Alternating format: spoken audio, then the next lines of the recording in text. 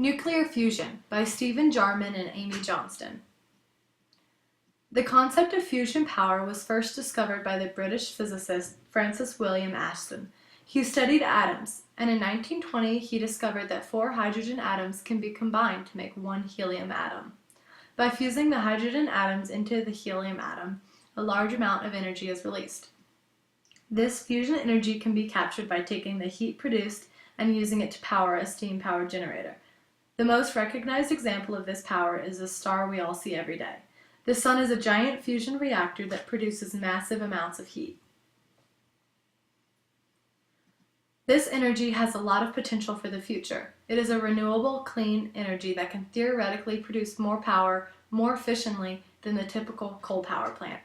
Humans have benefited from this energy since the dawn of time. The sun's heat and light is used for many things, and all life depends on it. The most widely used fusion reactor is the magnetic confinement chamber.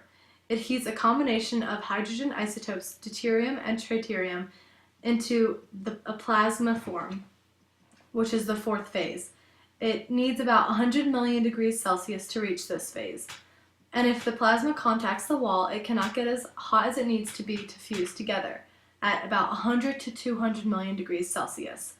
Because plasma has a net positive charge, magnets are used to suspend the plasma in the reactor so it can reach the critical temperature for the fusion to occur.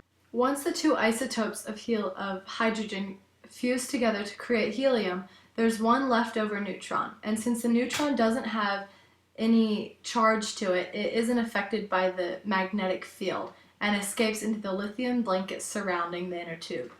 This energy is collected in the form of heat and used to power a steam generator, similar to that of a nuclear power plant using radioactive substances. Fusion could quite possibly be the energy of the future. It is clean and we won't run out of the reactants required. Nuclear fission is possible and can be created in this day and age. However, the energy required to fuse the atoms is only marginally smaller than that produced. If the technology used is refined so that the energy production is greater than the activation energy required, it will become a realistic energy source. It is estimated that in the next few decades, fusion technology will be widely used to power everything that can run on electricity. Pictured here is the Joint European Torus tokamak, which is the magnetic confinement chamber in use today.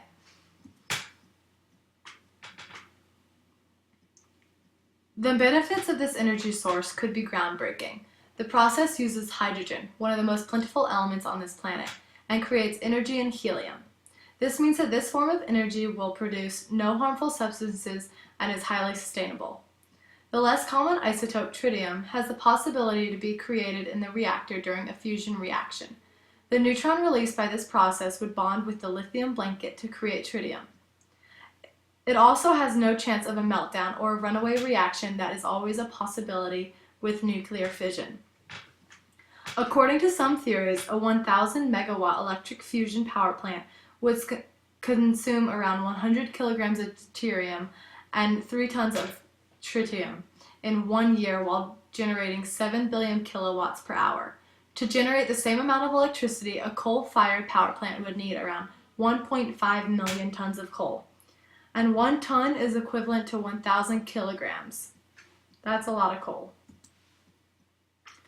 Fusion energy from fusion reactors very rarely have positive net energy, and it will take years of research to make this form of energy efficient and cost-effective.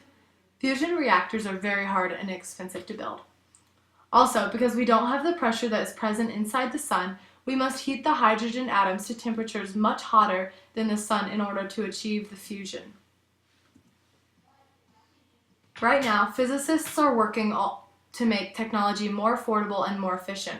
The first step towards making this energy as a power source, producing positive net energy, has already been taken. Now researchers are just trying to increase the output and making everything cheaper. Joint European Torus, JET, and Mega-Amp Spherical Tokamak, MAST, are 2 fusion reactors that are constantly testing new ways to tap into this energy source. Thanks for watching!